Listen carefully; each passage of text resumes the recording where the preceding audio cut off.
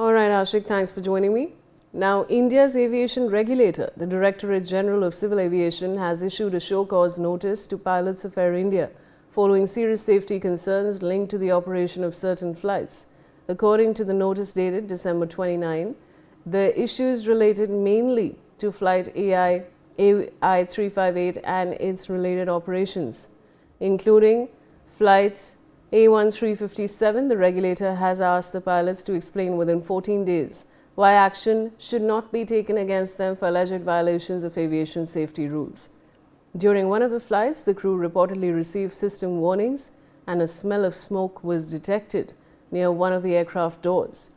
Records also show that similar technical problems had occurred on the same aircraft during 5 earlier flights, pointing to a continuing mechanical issue.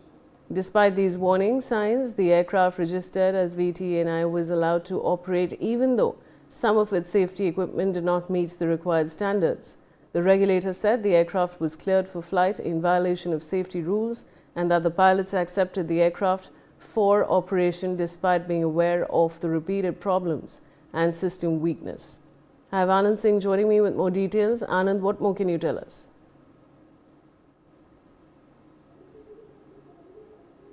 Anand, am I audible to you?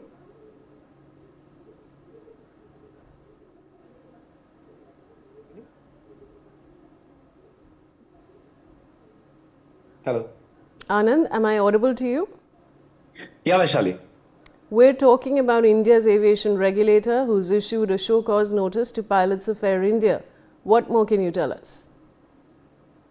Yeah, Vaishali, look, the DGCA, which is the India's aviation regulator, it has issued a show cause notice to pilots of Air India following serious safety concerns linked to operation of certain flights. And according to the notice dated December 29th, the issue relates to mainly to flight AI 358 and its related operation include flight AI 357. So clearly, the DGCA asked the pilots to explain within 14 days why action should not be taken against them for alleged violation of aviation safety rules.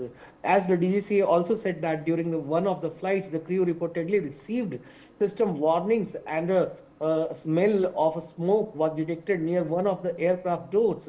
And records also show that similar technical problems had occurred on the same aircraft during 5 earlier flights, pointing to a continuing mechanical issue. And the aircraft regulator, despite these warnings, the aircraft registered as VTAN1 was allowed to operate even though some of its safety equipment did not meet the required standards. So the regulator said the aircraft was cleared for flight in violation of safety rules, and thus the pilots accepted the aircraft for operation despite being aware of the repeated problems and system weaknesses. So clearly, the DGCA has asked the pilots to explain and respond to the so-called notice that it had issued to them within 14 days. Back to you, Vaishali. Anand, is there any response that's come in from Air India? As of now, the Air India is yet to respond on this DGCA fresh notice that has been issued to them. So clear, the Air India has to reply, and now they will have to issue a statement that how such a serious safety lapse took place when the aircraft was having multiple problems in the last few days, and it was made to operate in the last few days. So clearly, the DGCA has taken very serious note, and the Air India will respond on the same. But as of now, there has been no statement issued from the Air India. Back to you, Vaishali. Anand, thanks for joining me. I also have Surjit Panesar, aviation expert. Mr. Panesar, welcome. And my question really is that, multiple complaints later, what's up with Air India really? How are they not sorting out this situation which is occurring time and again in different forms? And the second part to my question is about these kind of issues like a smell of smoke which is detected near the aircraft doors. Please explain to our viewers about what this mechanical issue could be. All right, we're soon going to be joined by Surjit Panesar, who's an aviation expert, viewers. But look at the state of affairs when it comes to Air India. Multiple complaints have been coming when it comes to this particular airline. But there are more issues. I mean, the lives of passengers is continuously being put at risk. The DGCA has, of course, issued a show cause notice to them, questioning them about the latest issues that we're telling you about. The crew has reportedly received system warnings and a smell of smoke was detected near one of the aircraft doors. Similar technical problems had occurred on the same aircraft during 5 earlier flights, but in spite of that, no security measures, checks in place, the flight continued to operate. This is absolutely shocking, and this is putting the lives of passengers at risk. And I have Wing Commander Jagan Mohan Manthena, aviation expert, joining me on the broadcast. Wing Commander Manthena, you know, this is really shocking. This particular airline, multiple complaints later, we still continue to see that they're still putting lives of passengers at risk. What would you like to say? Namaste, and wishing everybody a very happy new year. It's unfortunate that this article has come out, but I think the article itself is very restricted in its information. Two primary aspects of aviation itself. One is the safety structure is always multi-layered, and the tip of the sword being the pilots. The pilot takes a call based on inputs that he has. If we assume that because at this point in time, from what I understand, they say that they knew about the particular snags and it happened 5 times in the past. But the aviation protocol of releasing any aircraft by an engineer has very set standards. As and when a snag is recorded, the recorded snags needs to be attended to and cleared after due rectification action as per standard protocols. Everything is written down, everything is step by step, everything is catered for. And whenever a snag is repeated, once again, the levels at which it needs to be addressed and the clearances that need to be taken for it are also very clear. An aircraft being offered, unless the aircraft is offered as fully serviceable, no pilot would accept it. When I say fully serviceable, the only other acceptable exigencies and factors which are taken into consideration are as per the Master Equipment List, MEL or MMEL. Between these two, unless there is a certain waiver that is acceptable, the pilot would not accept an aircraft. There is no reason why anybody would. Let's look at it this way, ma'am. Why would anybody put so many people's lives at risk, including their own? They would not.